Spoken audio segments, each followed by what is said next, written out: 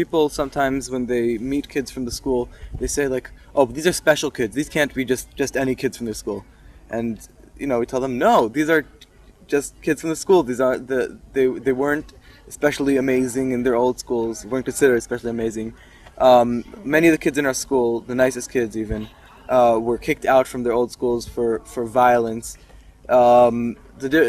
It's a very free environment where people get to express themselves, express their intelligence, and use their potential."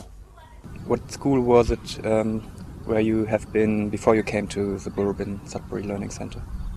I've been to a normal state school in Germany, a grammar school or gymnasium, and yeah, I've done my A levels before I came to Berubin.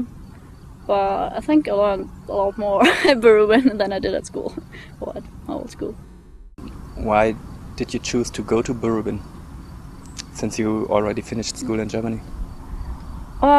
I didn't want to go there for the same reasons I went to my old school. I didn't want to gain more knowledge in mathematics or whatever. That wasn't the reason, but I just felt when I finished school that I wasn't ready at all to enter the world.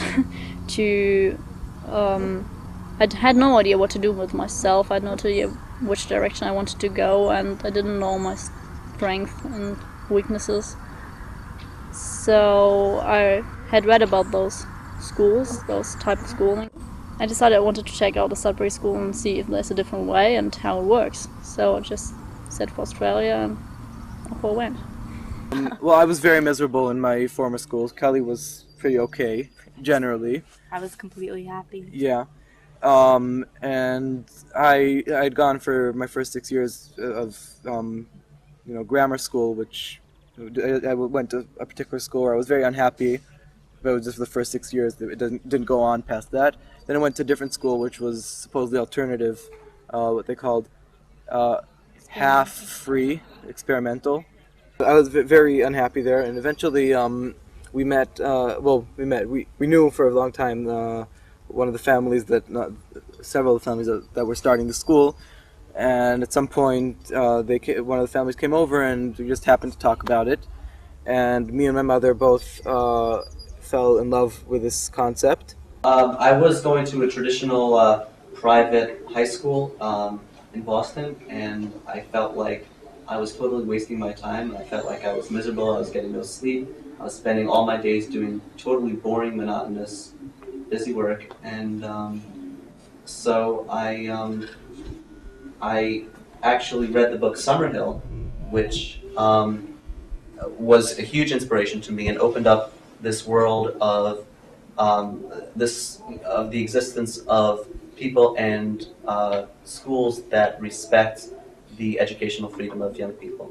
And not too long after I read that book, I was going to Sudbury Valley.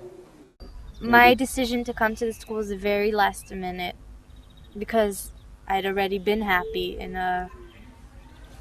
I thought I was perfectly happy in the regular school. I didn't know how happy I could be. Just so incredible.